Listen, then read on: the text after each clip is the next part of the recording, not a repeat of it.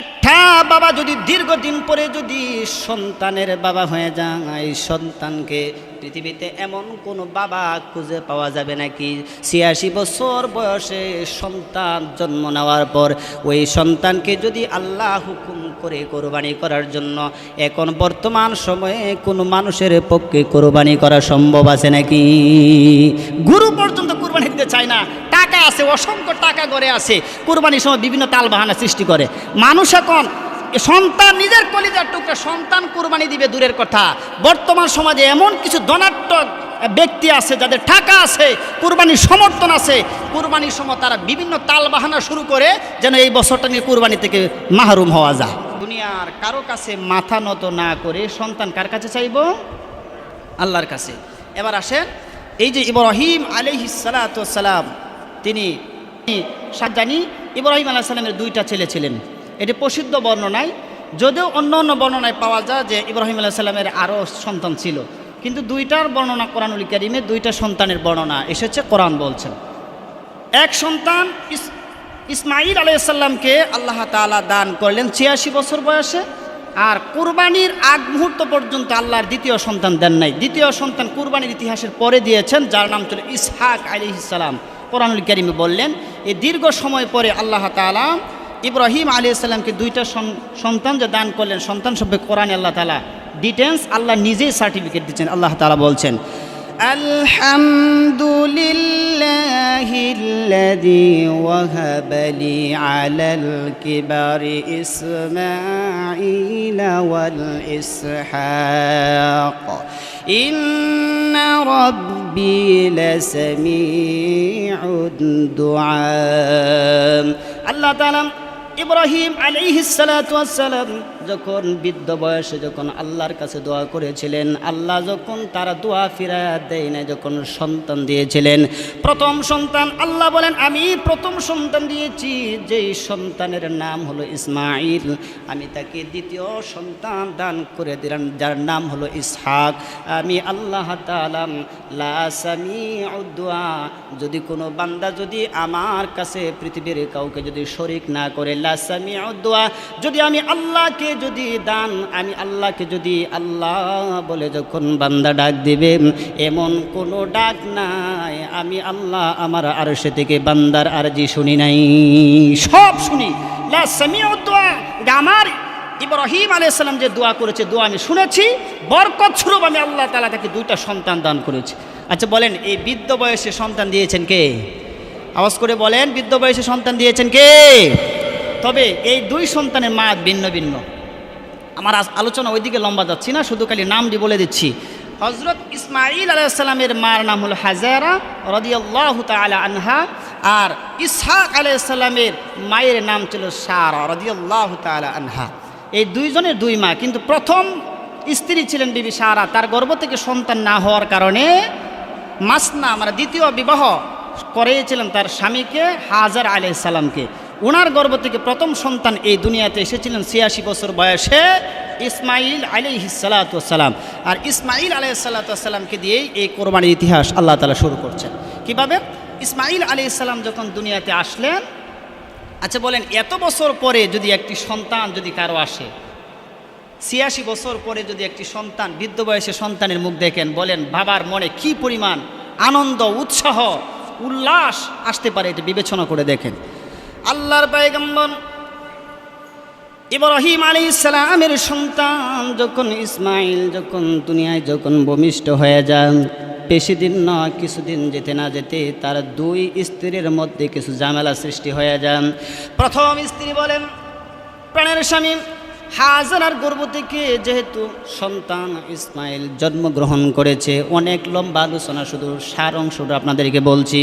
ইব্রাহিম আলাইহিস সালামকে তার প্রথম স্ত্রী সারা বলেন, আপনার দ্বিতীয় স্ত্রী হাজারা এবং তার সন্তান ইসমাঈলকে সহ এমন এক মরু প্রান্তরে তাকে নির্বাসন দিয়ে আসেন, তাকে রেখে আসেন, যেখানে কোনো মানুষ থাকবে না, যেখানে কোনো পর্যন্ত খাদ্যর ব্যবস্থা নেই, এমন জায়গায় তাদেরকে নির্বাসন দেন। ইব্রাহিম আলাইহিস সালাম হতাশ হয়ে গেলেন, কি করে সম্ভব, এতদিন পর একটি সন্তান এসেছে, এই সন্তানকে স্ত্রী সহ নির্বাসন দিতে হবে, এটা কি করে সম্ভব? তিনি এটা মানতে রাজি হয় নাই। কিন্তু ইব্রাহিম আলাইহিস সালাতু ওয়াস সালামকে যখন আল্লাহর পক্ষ থেকে যখন নিদর্শন যখন হুকুম করা হলো, যখন সঙ্গে সঙ্গে দেরি করে নাই, ইব্রাহিম আলাইহিস সালাতু ওয়াস সালামের কলিজার টুকরা সন্তান ইসমাইলকে সাথে নিয়ে তার স্ত্রী হাজারাকে নিয়ে উটের পিঠে চড়ে মরুভূমিতে চলে যায়। ইতিহাস সাক্ষী যে সিরিয়া থেকে একটি জায়গা আছে যেটা বর্তমানে আরব, এই জায়গায় তিনি চলে গেলেন। সিরিয়ার এক প্রান্তরে তার এই সন্তানকে সহ এই ইসমাইল আলাইহিস সালাতু ওয়াস সালাম এবং তার স্ত্রী বিবি হাজারাকে একত্রিত থেকে ফারান মরু প্রান্তরে, তখনকার সময় জায়গাটার নাম ছিল ফারান মরু প্রান্তর, এর 100 মাইল পর্যন্ত কোনো মানুষের বাসস্থল ছিল না। এমন জায়গার মধ্যে জিব্রাইল আলাইহিস সালামের মাধ্যমে আল্লাহর হুকুমে এমন জায়গা নির্বাসন দেওয়ার হুকুম করলেন কে? আওয়াজ করে বলেন কে? ইব্রাহিম আলাইহিস সালাম নিয়ে গেলেন সিরিয়া থেকে ফারান মরু প্রান্তরে, যেটা তৎকালীন সময়ে কাবার পাশে ছিলেন। রাখা হল সন্তান এবং স্ত্রীকে যখন ইব্রাহিম আলাইহিস সালাতু ওয়াস সালাম এমন মরু প্রান্তরে যখন রেখে দিয়ে ইব্রাহিম আলাইহিস সালাম মুখ ঘুরাইয়া তারা উটের মধ্যে চড়ে বললেন। পিছন দিক থেকে হাজারা আলাইহিস সালাতু ওয়াস সালাম তিনি চিৎকার মেরে ডাক দিয়ে বলে, প্রাণের স্বামী, আমি তো জানি আপনি আল্লাহর পয়গম্বর, এত নিষ্ঠুর হতে পারেন না, কারণ আমাকে এমন এক মরু প্রান্তরে রেখে যাচ্ছেন যেখানে কোনো মানুষ নাই, কোনো খাদ্য না, এমনকি পানি পর্যন্ত আমার কাছে জমা নাই। ও প্রাণের স্বামী, আমি তো জানি আপনি আল্লাহর পয়গম্বর, আপনি এমন নিষ্ঠুর হতে পারেন না। বারবার যখন ইব্রাহিমকে প্রশ্ন করতেছেন, আমার আপনার বাবা ইব্রাহিমের মনের দুঃখের যন্ত্রণা, স্ত্রীর কথা জবাব ইব্রাহিম আলাইহিস সালাম দিতে পারে নাই। একদম নীরব নিস্তব্ধ হয়ে রইলেন, কারণ স্ত্রী বারবার বলছে যে আপনি এত নিষ্ঠুর হতে পারেন না, বলেন আমাদেরকে কেন এখানে রেখে যাচ্ছেন। কিন্তু কোনো কথা বলে নাই। দুঃখের ব্যথা যন্ত্রণা, যে বৃদ্ধ বয়সের সন্তানের বাবা হলাম, সন্তানটাকে নিজ হাতে মরুর প্রান্তরে রেখে গেলাম, সহ্য হয় না। বারবার যখন প্রশ্ন করতেছেন, এমন সময় হাজারা ব্যর্থ হয়ে বললেন, প্রাণের স্বামী, আমাদেরকে এখানে নিদর্শন করে যাচ্ছেন, আমাদেরকে এখানে নির্বাসন করে যাচ্ছেন, বলেন আমার রব, আমার আল্লাহর হুকুম আছে না? ইব্রাহিম আলাইহিস সালাম আর কোনো কথা বলতে পারে না, শুধু ইশারা দেয়, হাজারা, আমার সন্তান ইসমাইলকে এসো, আপনি তোমাকে এখানে রেখে যাচ্ছি, এটা আমার কোনো এখতিয়ার নয়, বরং আমার আল্লাহ আমাকে হুকুম করেছেন। ইব্রাহিম আলাইহিস সালাম ঘোড়া দিয়ে যাচ্ছেন, উট দিয়ে যাচ্ছেন, আর পিছন থেকে হাজারা বারবার বলছে, প্রাণের স্বামী, আপনি চলে যাচ্ছেন, অল্প কিছু খাবার আর অল্প পানি দিয়ে আপনি চলে যাচ্ছেন, এই সন্তানকে রেখে যখন চলে যাচ্ছে, বারবার দৌড়াচ্ছে, তখনই হাজারা আলাইহিস সালাম দৌড়তে দৌড়তে তিনি ব্যর্থ হয়ে তিনি বললেন, না আর ধরবো না, তিনি স্তব্ধ হয়ে গেলেন।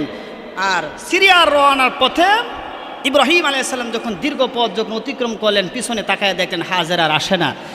এমন সময় দুঃখ বরাক্রান্ত হৃদয় নিয়ে আল্লাহর পয়গম্বর ইব্রাহিম আলাইহিস সালাম আর কোনো দেরি করে নাই, আবার এই মরুর প্রান্তর, ফারান মরুর প্রান্তর খাবাগিরের দিকে তাকাইয়া, ইলাইহিম ওয়ারযুকহুম মিনাস সামারাতি লাআল্লাহুম ইয়াশকুরুন। ইব্রাহিম আলাইহিস সালাম দোয়া করলেন, হে আমার রব, আমার আল্লাহ, আমার পরিবার থেকে আমার স্ত্রী এবং আমার সন্তান ইসমাইলকে এমন এক আবাদহীন উপত্যকায় রেখে যাচ্ছি, সেখানে তার পাশে আপনার ঘর আছে, উপস্থিত আছে, এবং হে আমার প্রতিপালক, এই জন্যই আমি তাদেরকে রাখলাম, তারা যেন লিয়ুকিমুস সালাত, তারা যেন নামাজ কায়েম করে, ফাজআল আফইদাতাম মিনান নাস, এবং হে রব্বে কারীম, এমন কিছু মানুষের অন্তর তাদের প্রতি নরম করে দেন, যারা এসে তাদের অনুরাগী হয়, এবং ফল ফলাদি দ্বারা তাদেরকে রিস্কের ব্যবস্থা করে দেন। এই দোয়া করে চলে গেলেন, কারণ তাদের কাছে মাত্র 3 দিনের খাবার মজুদ ছিল। মুফাসসির কারাম বলেন, ইমাম কুরতুবীর মধ্যে তাফসিরে কুরতুবীর মধ্যে পাওয়া যায় 3 দিনের পানি সহ খাদ্য মজুদ ছিলেন। এই 3 দিন যখন পানির খাদ্য চলে যায় তখন হাজারার কষ্ট শুরু হয়ে যায়। হাজারার কষ্ট কিভাবে শুরু হয়ে যায়? হাজারা কষ্টের যে কষ্টের পর কষ্ট সন্তান নিয়ে কিভাবে করেন এটার বর্ণনা শুরু হয়ে যায়। 3 দিন যখন চলে যান, মস্কের পানি যখন ফুরিয়ে যান, খাবার যখন সীমিত খাবারও যখন ফুরাইয়া যায়, আস্তে আস্তে করে মা হাজারার বুকের স্তন পর্যন্ত শুকাইয়া যান। সে সন্তানকে দুধ পান করাবেন, এই পরিস্থিতি যখন হাজারার যখন আর রইল না, এমন সব পৃথিবীর এমন কোনো মা নাই। সন্তান যদি খাদ্যের অভাবে যদি মারা যায়, পৃথিবীর এমন কোনো মা নাই সন্তানকে মৃত্যুর মুখে ঠেলে দিতে পারেন। হাজরা আলাইহিস সালাতু ওয়াস সালাম তিনি কোনো দেরি করে নাই, যখন খাদ্য শুকায় যায়, দুধের বাচ্চা যখন দুধ পান করা থেকে নিরাশ হয়ে যায়, যখন দুধ পান করা থেকে যখন বন্ধ হয়ে যায়, মা হাজারা এই ছোট্ট সন্তান ইসমাইলকে কুলে নিয়ে রবের কাছে চিৎকার বেড়ে বেড়ে কান্দে, আমার আল্লাহ, আমি এমন মা আমার সন্তানটাকে দুধ পর্যন্ত পান করাতে পারি না। আমার কুলের সন্তান আমার কুলের দুধের তৃষ্ণার্তর কারণে মারা যাবে, এটা আমি মা মানতে পারি না। এই দৃশ্য দেখে আর এক তো হচ্ছে মরুর প্রান্তরে হাজারা নিজেই পানির তৃষ্ণার্তর কারণে তার কলিজা বের হয়ে যাবে এমন পরিস্থিতি। এমন সময় রৌদ্রের তৃষ্ণার্ত এবং রোদ প্রচণ্ডতার কারণে সাফা পাহাড়ের দিকে তাকায় দেখে, হাজারা তাকায় দেখে যেন ঝর্ণার মতো যেন পানিগুলা নিচের দিকে ডলকে পড়তেছেন। হাজারা দেরি করে নাই, সাফা পাহাড়ের দিকে যখন একটি দৌড় মেরে তৃষ্ণার্ত মা সন্তানটাকে এক জায়গায় রেখে দিয়া, এই তৃষ্ণার্ত মা সাফা পাহাড়ের দিকে মা দৌড়াইয়া যায়, গিয়া দেখে এটা কোনো পানি নয়, কোনো ঝর্ণাও নয়, বরং এত রোদের তাপের কারণে, পাথরের উপর সূর্যের তাপ পড়ার কারণে এই তাপের জ্বলন্ত প্রমাণ দূর থেকে পানির মতো দেখা যায়, এটা মোটেও পানি নয়। হাজরা আলাইহিস সালাম দৌড়তে ব্যর্থ হলেন, তিনি আবার দৌড়ায় গেলেন মারওয়া পাহাড়ের দিকে। এইভাবে 2টা পাহাড়ে তিনি দৌড়াদৌড়ি করছেন, সাই করছেন, আর এই সাইকে আল্লাহ তাআলা কিয়ামত পর্যন্ত প্রতিটা হাজির জন্য ওয়াজিব করে রেখেছেন। কথা বলেন ঠিক কিনা? এই মা হাজারার এই দৌড়াদৌড়ি স্থান, ইসমাইল আলাইহিস সালামকে পানি খাবারের জন্য মা যে পরিশ্রম করেছিলেন, যে দৌড়টা দিয়েছিলেন, 7 বার দৌড়াদৌড়ি করছিলেন, ঘোরাঘুরি করেছেন 2টা পাহাড়ে, আর যতদিন দুনিয়া থাকবে অতদিন আল্লাহ পাকের এই হুকুম আছে না নাই? আওয়াজ করে বলেন আছে না নাই? এই ওয়াজিব করতে হবে, এটা হজ করতে গেলে এটা হজের ওয়াজিব করতে হবে, বাধ্যতামূলক, এর বাহিরে কোনো কিছু নয়, 100% করতে হবে। তখন এইভাবে দিন কাটতেছিলেন, আস্তে আস্তে করে যে ইব্রাহিম আলাইহিস সালাম দোয়া করছিলেন, রব্বি কারিম কিছু মানুষকে অন্তরাগী করে দাও। আস্তে করে তিনি আস্তে আস্তে করে বিবি হাজারাকে রাখা এই মরু প্রান্তটায় বসবাসের উপযোগী জায়গা হিসেবে মানুষ বাঁচতে শুরু করলেন। মানুষ এখানে আসলেন, ফল ফলাদি শুরু হয়ে গেলেন, মানুষের বসবাস শুরু হয়ে গেলেন। এইভাবে 8 বছর চলে গেলেন। তাফসিরের মধ্যে পাওয়া যায়, এক তাফসিরে 8 বছর চলে গেছে, আরেক তাফসিরে পাওয়া যায় যে 14 বছর অতিবাহিত হয়েছে ইব্রাহিম আলাইহিস সালাতু ওয়াস সালাম হাজারাকে এবং ইসমাইলকে এই মরু ফারান প্রান্তরে রেখে আসছেন। 8 বছর পরে তার মনে একটা বাসনা হলো, রে আমার এই কলিজার টুকরা সন্তান, এত হৃদয় রিংরানো সন্তান, এত দীর্ঘ সময়ের পরে আমার একটা সন্তান আল্লাহ দিয়েছে, এত বছর ধরে এই মরু প্রান্তরে রেখে আসছি আল্লাহর হাতে, না জানি আমার সন্তান আমার স্ত্রী কি হালতে আছে, আমি একবারে দেখে আসি। 8 বছর পর, মতান্তরে 14 বছর পর ইব্রাহিম আলাইহিস সালাম আবার সিরিয়া থেকে এই আরব মরু প্রান্তরে ফারান প্রান্তরে আবার রওনা হলেন। এখানে গিয়ে পৌঁছে গেলেন জিলহজ মাসের 8 তারিখ। ওই রাত্রি তিনি স্বপ্নে দেখেন সন্তানের কাছে যখন বাবা, দীর্ঘদিন পরে যখন বাবা সন্তানকে কুলে জড়ায় যখন শুয়ে গেছে, আমার আল্লাহ সঙ্গে সঙ্গে স্বপ্নে দেখায়, ইব্রাহিম আর দেরি করো না, আমি আল্লাহর রাস্তায় ইব্রাহিম কোরবানি করে দাও। ইব্রাহিম আলাইহিস সালাম ঘুম থেকে উঠলেন, কোরবানি করলেন, তার সম্পদ থেকে কুরবানি করলেন। আবার পরদিন স্বপ্ন দেখলেন, তিনি আবারও কুরবানি করলেন। আবার স্বপ্ন দেখলেন, আল্লাহ বলছেন, হে ইব্রাহিম, তোমার কুরবানি কবুল হচ্ছে না, বরং তোমার সব চাইতে প্রিয় যে বস্তুটা ওইটাই আমি আল্লাহর কাছে কুরবানি করো। চিৎকার মেনে আল্লাহু আকবার। ইব্রাহিম আলাইহিস সালাম মনে করলেন যে এখন বর্তমান সময়ে আমার কাছে আমার এই সন্তানের চাইতে আসমানের নিচে আর কোনো প্রিয় বস্তু হতে পারে বলে আমার মনে হয় না। তার মানে আমার প্রিয় বস্তু তো ইব্রাহিম আলাইহিস সালাম ভাবতেছেন, তাহলে তো আমার প্রিয় বস্তু একমাত্র সন্তান আমার ইসমাঈল। এখন কি করা যায়? যখন এই চিন্তা করলে সন্তান কোরবানির জন্য প্রস্তুতির জন্য সন্তানকে ইব্রাহিম আলাইহিস সালাম যে কথাটা বললেন, কোরআনুল কারীমে আল্লাহ তাআলা এই কথাটা সেমভাবে আল্লাহ বর্ণনা করছেন। আল্লাহ রাব্বুল আলামিন বলেন, ইব্রাহিম আলাইহিস সালাতু ওয়াস সালাম তার সন্তান ইসমাঈলকে বলেন, ও আমার কলিজার টুকরা সন্তান, শোনো, আমি বাবা হিসাবে তোমারে আমি কুলে নিয়া কাঙ্কে নিয়া তোমারে আমি বড় করতে পারি নাই। তোমার যখন কিছুদিন হয়েছে, 3 দিন এবং 7 দিনের দিনে তোমাকে মরু প্রান্তরে রেখে গিয়েছিলাম রে বাবা। আজকে আমি এসেছি, আমার রব আমারে এমন এক হুকুম করেছে রে বাবা, আমি তোমার সামনে উপস্থাপন করতেছি। তবে এখানে আল্লাহ তাআলা কেন ইব্রাহিম আলাইহিস সালামকে স্বপ্নে হুকুম করলেন? সরাসরি তো আল্লাহ তাআলা ওহী পাঠাইতে পারতেন, কিন্তু কেন পাঠান নাই? স্বপ্নে দেখালেন।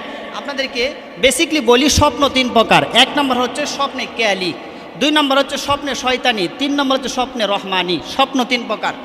প্রতিটা মানুষের জন্য, নবীরা ব্যতীত প্রতিটা মানুষের জন্য স্বপ্ন 3 প্রকার। একবার হচ্ছে স্বপ্নে কেয়ালি, 2 নম্বর স্বপ্নে শয়তানি, 3 নম্বর স্বপ্নে রহমানি। এটা হচ্ছে উম্মতের জন্য। আর নবীদের জন্য শুধুমাত্র স্বপ্নে রহমানি, যেটা আল্লাহর পক্ষ থেকে দেখানো হয়। তো স্বপ্নে কেয়ালি স্বপ্ন কোনটাকে বলে? আমরা সারাদিন যা কল্পনা করি, এটা যা ঘুমাইলে পরে দেখি, এটার নাম হলো স্বপ্নে কেয়ালি। এটার কোনো অর্থ নেই, শুধু বাজে স্বপ্ন।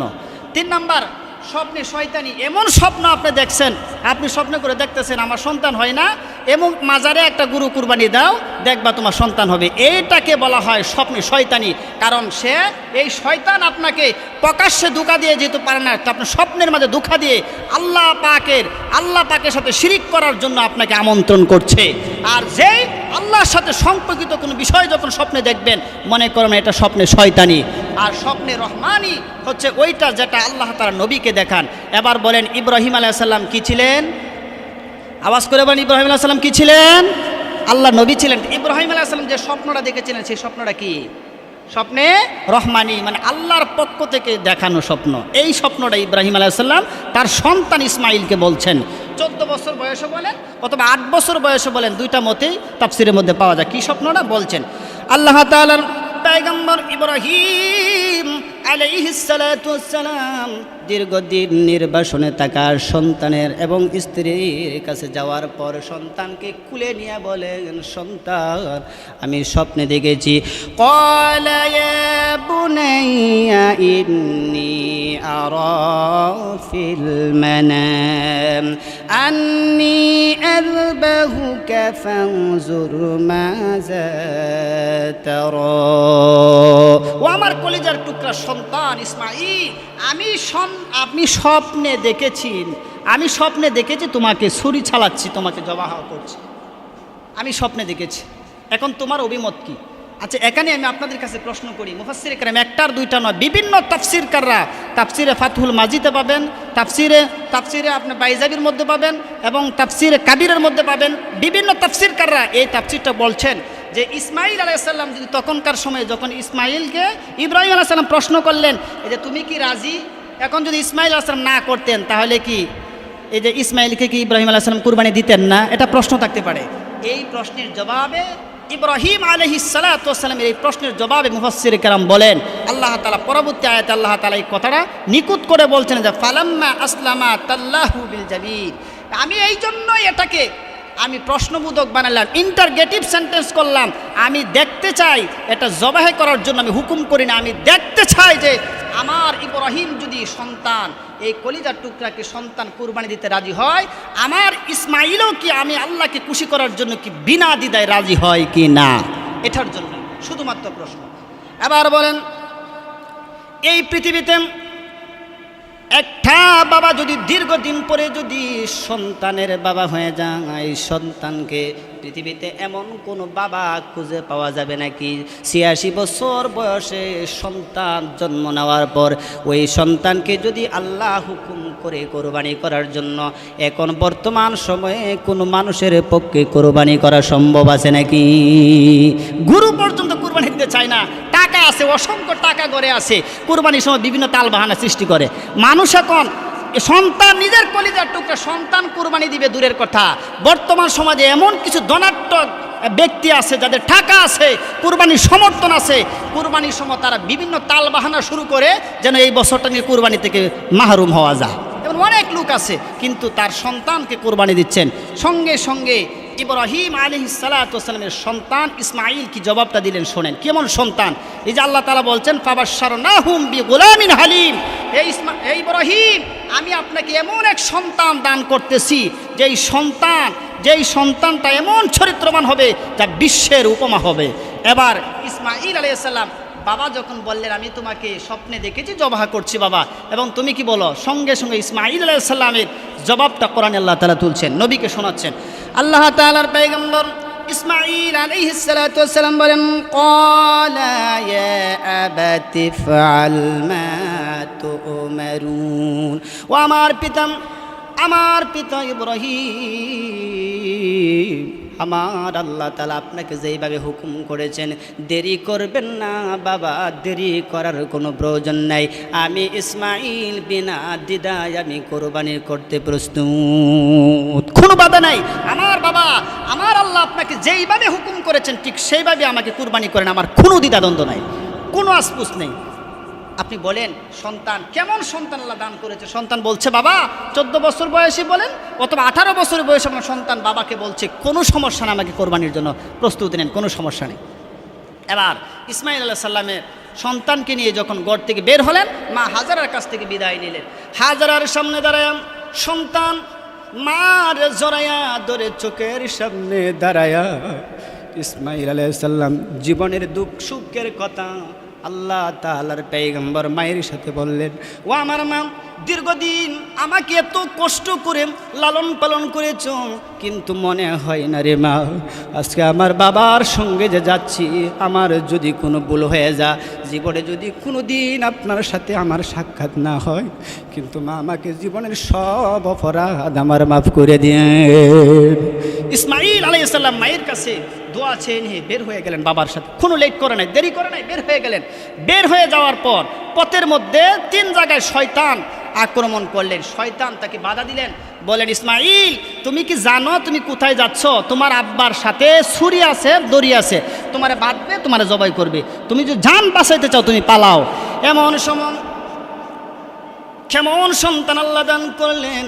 ইসমাঈল আলাইহিস সালাতু ওয়াস সালাম ছোট্ট সন্তান দাঁড়ায় বলে আমি বুঝতে পেরেছি আল্লাহর হুকুমে বাধা দান করে কোনো মানুষ নয়, আল্লাহর হুকুমে বাধা দান করে শয়তান। তার মানে আমি বুঝতে কোনো বাকি নাই, তুমি শয়তান দাঁড়াও, অপেক্ষা করে নাই, নিচ থেকে পাথর তুলে হযরতে ইসমাঈল আলাইহিস সালাম শয়তানকে পাথর নিক্ষেপ করে দেন। বিসমিল্লাহ আউযু বিল্লাহি মিনাশ শাইতানির রাজীম বলে তিনি পাথর নিক্ষেপ করলেন। 3 জায়গায় আক্রমণ করলেন, 3 জায়গায় তিনি শয়তানকে পাথর নিক্ষেপ করলেন। তিনি জানেন কোরআনুল কারীম আল্লাহ বলেন ওয়ালা তাত্তাবিউ খুতুওয়াতিশ শাইতান ইন্নাহু লাকুম আদুউম মুবিন। ইসমাঈল আলাইহিস সালাম বলেন যে আল্লাহর কাছে কোনো বাধা কোনো নেককার মানুষ দিতে পারে না। আমি বুঝতে পেরেছি ইন্নাহু লাকুম আদুউম মুবিন, তুমি প্রকাশ্য শত্রু, আমার জাতির শত্রু এবং সমস্ত নেককার বান্দাদের প্রকাশ্য শত্রুর নাম কি? আওয়াজ করে বলেন, প্রকাশ্য শত্রুর নাম কি?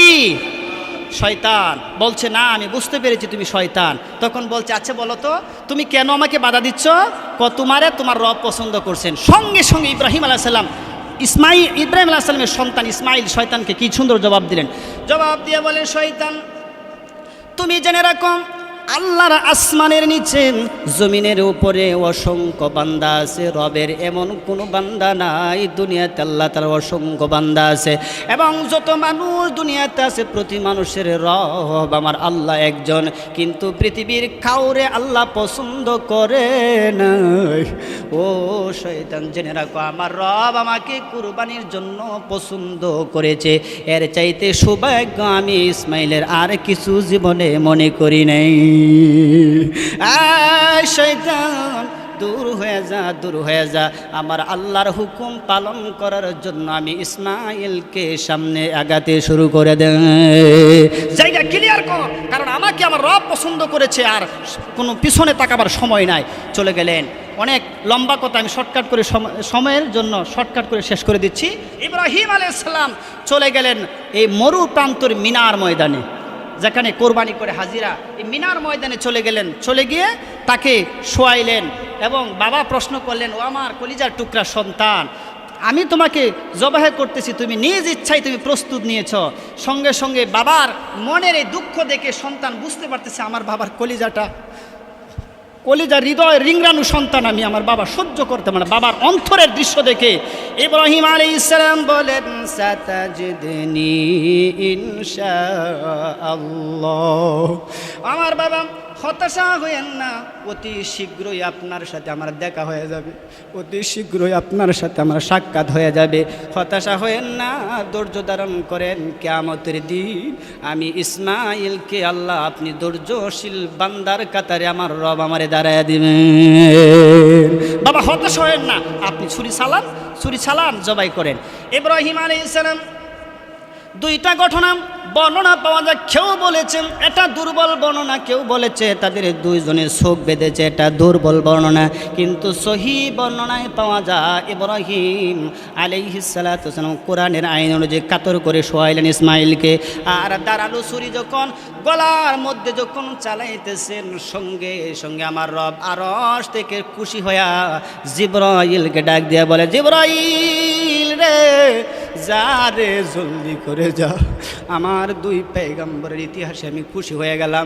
আমি যেই কারণে কুরবানির জন্য আমার পেগম্বর ইব্রাহিমকে আমি স্বপ্নে দেখাইলাম, আমার ইব্রাহিম স্বপ্ন বাস্তবায়ন করেছে। আর দেরি করবে না রে জিবরাইল, জলদি করে জান্নাত থেকে একটি দুম্বা নিয়ে যা, আর দুম্বাটা ছুরির নিচে ধরে দে, আমার নেককার বান্দা ইসমাইলকে ছুরির নিচ থেকে উঠায় দে। শিক্ষার আল্লাহু আকবার। ইব্রাহিম আলাইহিস সালাম যখন সন্তানের গলার মধ্যে লাগায় যখন ছুরি দিয়ে বললেন বিসমিল্লাহি আল্লাহু আকবার, এই কথা যখন বললেন, মরুর প্রান্তের কেউ নাই, আকাশ বাতাস কেউ নাই, এমন সময় জিবরাইল আলাইহিস সালাম আপন বাবা তার সন্তানের কলিজার মধ্যে ছুরি চালাইতেছেন। এই দৃশ্য দেখে তাফসীরের মধ্যে পাওয়া যায় জিবরাইল অবাক হয়ে এই মিনার প্রান্তরে এই ছুরি চালানো দেখে চিৎকার মেরে ডাক দিয়ে বলছেন আল্লাহু আকবার। এই কথা বলার সঙ্গে ইব্রাহিম এবং ইসমাইল দুইজনে হতাশ হয়ে গেলেন। এই মরু প্রান্তরে আমরা বাপ পুত্র ছাড়া তোর কেউ নাই, কিন্তু এখানে কে তৃতীয় ব্যক্তি কে? আল্লাহু আকবার বলে এমন সময় জিবরাইল ডাক দিয়া বলে, ইব্রাহিম আর আপনার সন্তানকে জবাই করতে হবে না। আমার আল্লাহ বলছেন ফালাম্মা আসলামা ওয়া তাল্লাহু বিল জামিল, আমার আল্লাহ তাআলা আপনার এবং আপনার সন্তান দুইজনে আত্মসমর্পণ আমার আল্লাহ কবুল করেছে। আপনার সন্তান জবাই কোনো প্রয়োজন নাই, নেন জান্নাতি দুম্বা জবাই করে আপনার হুকুম পালন করে নেন। সঙ্গে সঙ্গে যখন এই ছুরির তল থেকে বের করে, যখন ইব্রাহিম আলাইহিস সালামের ছুরির তল থেকে বের করে ইসমাইল আলাইহিস সালামকে নিয়ে সরায়া দুম্বা যখন ধরে দিলেন, দুম্বা জবাই হয়ে গেল। সঙ্গে সঙ্গে ইসমাইল আলাইহিস সালাম চোখ বন্ধ করে জবাই করছিলেন, তাকায়া দেখে তার সন্তান ইসমাইল দূরে দাঁড়ায় রয়েছে, আর গরম রক্ত যেটা বের হয়েছে এটা একটা জান্নাতি দুম্বা থেকে বের হয়েছে। চিৎকার আল্লাহু আকবার। আর দেরি করে নাই, ইব্রাহিম আলাইহিস সালাম ছুরিটাকে মাটির মধ্যে ফেলে দিয়া সন্তান বাবার দিকে নজর করে তাকাই, আর বাবা সন্তানের দিকে তাকায়া দুইজনের আত্মমর্যাদা প্রকাশ করিয়া একজন আরেকজনের চোখে তাকায়া দৌড়ায়া বাবা সন্তান রে ধরলেন, সন্তান বাবারে ধরলেন, তাকায়া বলেন আমার আল্লাহ বলেন ইব্রাহিম আমি তোমার অনেক পরীক্ষা করেছি, ইব্রাহিম আমি তোমারে অনেক পরীক্ষা করেছি, জন্মের পর থেকে ইব্রাহিম এমন কোনো পরীক্ষা নাই যেই পরীক্ষার মধ্যে আমার ইব্রাহিম মুসলমানদের জন্য জাতির জন্য ইব্রাহিম জয় করে নাই।